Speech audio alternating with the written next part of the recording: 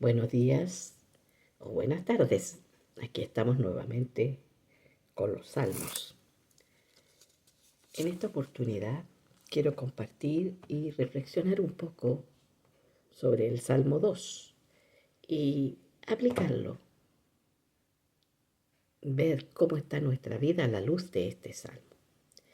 Dice el salmo lo siguiente: ¿Por qué las naciones se reúnen con furia y los pueblos traman en vano? ¿Por qué los reyes de la tierra se alzan y los gobernantes juntos se reúnen en contra de Adonai y en contra de su ungido, diciendo: erradiquemos sus cuerdas y arrojemos de nosotros sus sogas? Aquel que se sienta en el cielo ríe. Amo se mofa de ellos. Mi amo se mofa de ellos. Entonces él les habla en su ira y los aterra en su furia, diciéndole: ¿soy yo quien ha ungido a mi rey en Sión, mi montaña sagrada? Corresponde que yo declare: Adonai me dijo, tú eres mi hijo, te aprecio como sí, yo hoy te he concebido. Pide de mí, y yo he de hacer de las naciones tu herencia, y tus posesiones han de extenderse hasta los confines más remotos de la tierra. Las triturarás con una vara de hierro y la harás añicos como una vasija de alfarero. Y ahora, reyes, sed sabios, extraed una lección, vosotros gobernantes de la tierra. Servid a Adonai con temor y alegraos con temblor. Apresuraos a purificar vuestros corazones, no sea que Él se enoje y vosotros perezcáis en el camino, aun cuando su ira arda, apenas por un fugaz momento. Dichosos son todos los que depositan su confianza en Él. Este salmo siempre se ha explicado que se refiere el rechazo y la persecución que tuvo el Mesías cuando se manifestó en la tierra, Yeshua, Jesús, y, y sus seguidores. Pero esto va más allá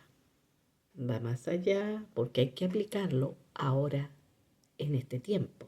La palabra del Eterno, desde Génesis hasta el Apocalipsis, es una palabra eterna sin tiempo. Es presente ahora como lo fue presente en antaño. Dice el Salmo: se reúnen las naciones con fuerza. ¿Por qué los pueblos traman en vano? ¿Por qué los reyes de la tierra se alzan junto a los gobernantes y se reúnen en contra de Adonai? Todos sabemos que en los días de Yeshua, Israel era un pueblo que estaba bajo el sometimiento del Imperio Romano. Y si se hablaba de un ungido para el pueblo de Israel, era una amenaza para el Imperio Romano. Porque ¿quiénes eran los ungidos? Los gobernantes, los reyes, absolutamente los reyes. Entonces, si se hablaba de un rey de Israel, se estaba hablando de alguien que se iba a oponer por la fuerza, de la misma forma en que hacen los reinos y lo hacían en esa época, conquistando y echando fuera a los invasores. Por eso Roma se levanta contra Jesús, que el pueblo decía es el Mesías. Israel en ese tiempo anhelaba un libertador que viniera de la casa de David. ¿Por qué de David? Porque David es el guerrero dentro del pueblo de Israel más destacado y más cercano al Eterno. Es el hombre que Dios dice y da testimonio que es el hombre conforme al corazón de Dios. Fue un hombre que Dios lo sacó de entre el pastoreo de ovejas, un muchacho que tocaba su arpa que cantaba al Eterno en las vigilias de la noche cuidando las ovejas de su padre, y que cuando supo la afrenta que estaba teniendo el pueblo de Israel a través de los gigantes de los filisteos, y viendo que ninguno de los soldados se atrevía a aceptar el desafío que hacía Goliat, él, con su, con su pura eh, onda, salió para defender la honra del pueblo de Israel y la honra del Eterno, al cual él conocía bien. Él había estado en las vigilias de la noche con sus ovejas a la intemperie en algún lugar y sabía los que amenazaban, que querían cazar sus ovejas y comérselas, los leoncillos, los animales de rapiña, todos aquellos que andaban allí, a los cuales él luchaba contra ellos y defendía sus ovejas. Por lo tanto, aunque tenía 15 años y no era un soldado preparado en el ejército, era un valiente. Y más que nada, conocía a su Dios. Por lo tanto, todos conocemos la historia de David y Goliat, que se hizo famoso en Israel y que trajo en parte la gran envidia que tenía el rey de Israel, Saúl, porque todos decían, Saúl mató a sus miles, pero David a sus 10.000. Saúl le gustaba que David estuviera cerca y tocara las tonadas que cantaba al Eterno porque calmaban su alma, que estaba alborotada. Podríamos decir, por la forma que describe la Escritura, que David era una persona que su ánimo cambiaba bruscamente. En un minuto amaba a David, en el otro lo odiaba y quería matarlo. David conquistó, avanzó, llegó a Salem, Jerusalén, la tomó y siempre estuvo en su corazón el Eterno que gobernara sobre él. Él no salía a una batalla sin antes preguntar si era el momento de salir, cómo había que enfrentar al enemigo.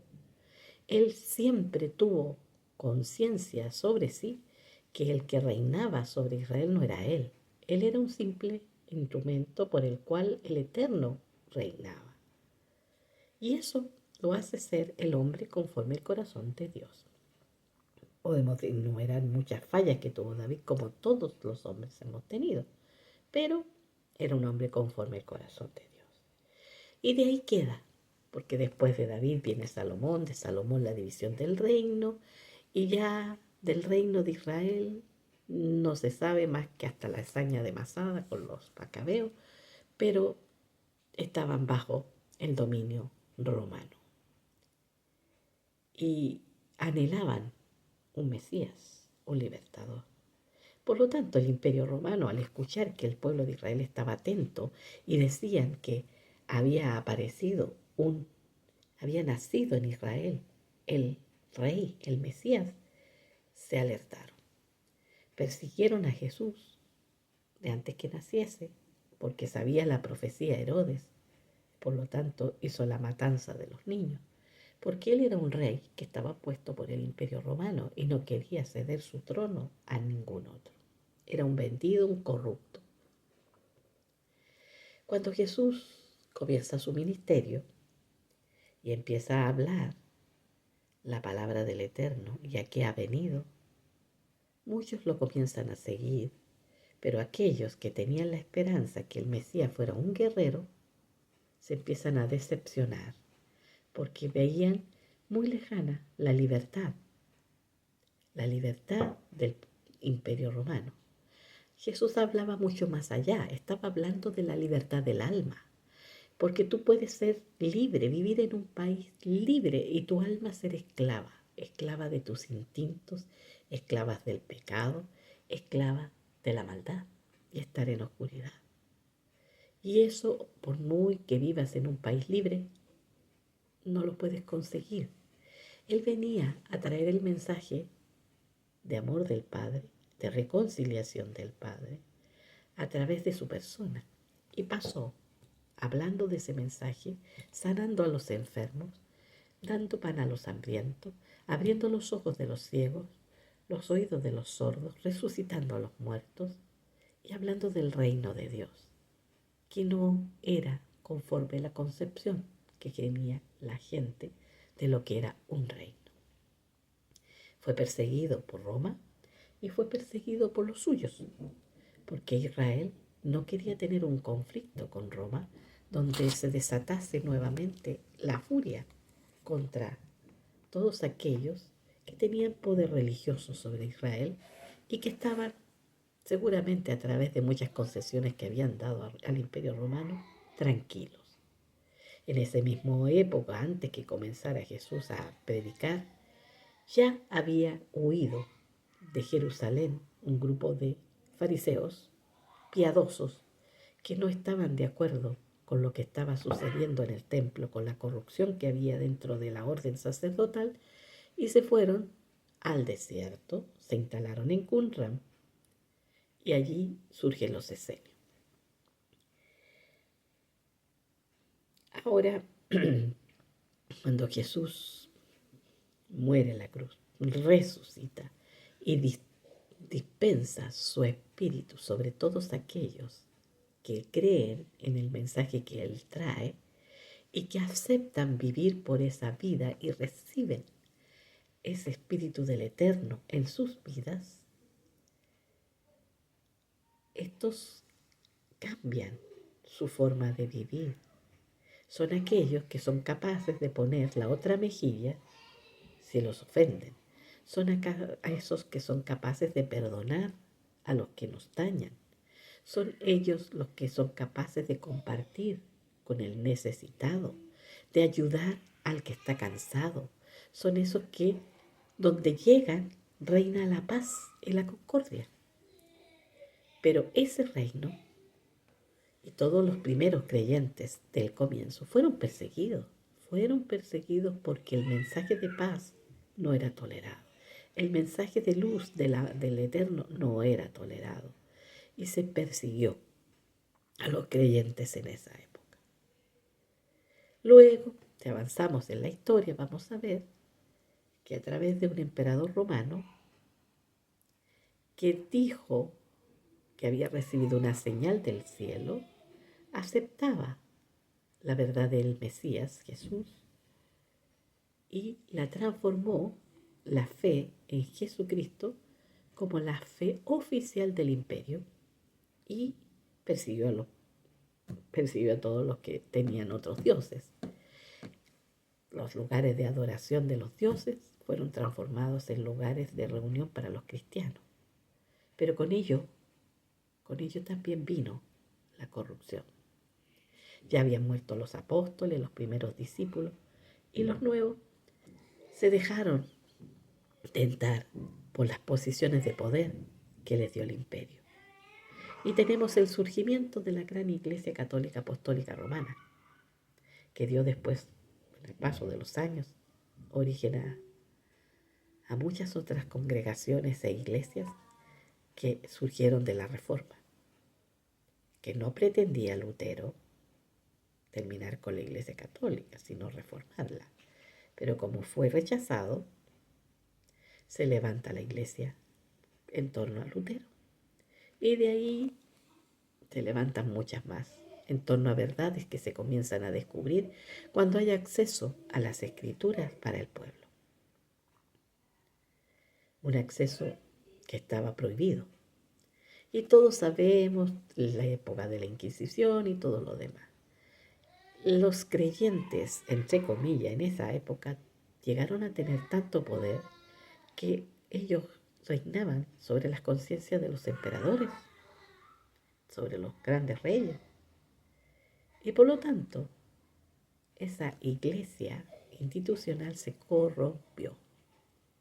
Bueno, allí han ido surgiendo varones que quieren rescatar la verdad del Evangelio y que con el paso del tiempo muchas de ellas se institucionalizan y se duermen. Ahora, pregunto yo, ¿tú, por tu forma de ser, eres rechazado?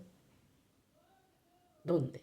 Puede ser rechazado en tu trabajo, puede ser rechazado en tu lugar de estudio, puede ser rechazado con tu familia. ¿Por qué? no porque seas evangélico o porque seas creyente, sino porque tu forma de vida es diferente. Eso es lo que tiene que marcar la diferencia. Una persona que no acepta engaño y que no hace engaño. Una persona que es capaz de perdonar a quien le ofende. Una persona que es capaz de poner la otra mejilla si alguien lo ataca. Una persona que está dispuesta a traer reconciliación. Una persona que está dispuesta a entrar en un lugar y dejar paz con el mensaje del Eterno a través de su vida. Si nosotros no estamos teniendo ese tipo de oposición, hay que consultar al Eterno en qué estoy fallando. Porque si yo estoy alineada con tu palabra, alineada con tu gobierno, alineada con tu reino, no puedo ser aceptada en un reino, en un mundo donde reina las tinieblas, el caos, la confusión, la muerte, el odio. Muchas personas, por supuesto, muchas personas anhelan eso y desean eso. Y muchos se han afiliado a agrupaciones religiosas esperando encontrar aquello. Pero desgraciadamente algunos han salido decepcionados.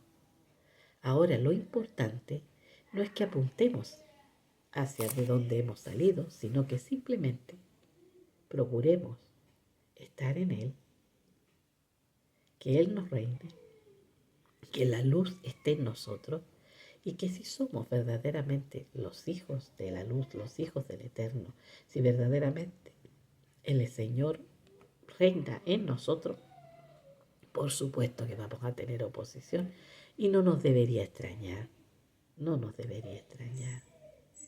Porque el hombre, desde que fue creado, quiso tener el dominio completo de todo lo que existía. En un principio lo tenía, pero cuando desobedece, cuando come del árbol de la ciencia del bien y del mal, y aprende a distinguir el bien del mal por sí mismo, y no porque Dios se lo revelara, cae de la gracia y empieza a desear ser su propio rey, ser el amo sobre los demás. Y eso es lo que ha traído la condición de este mundo hasta la fecha.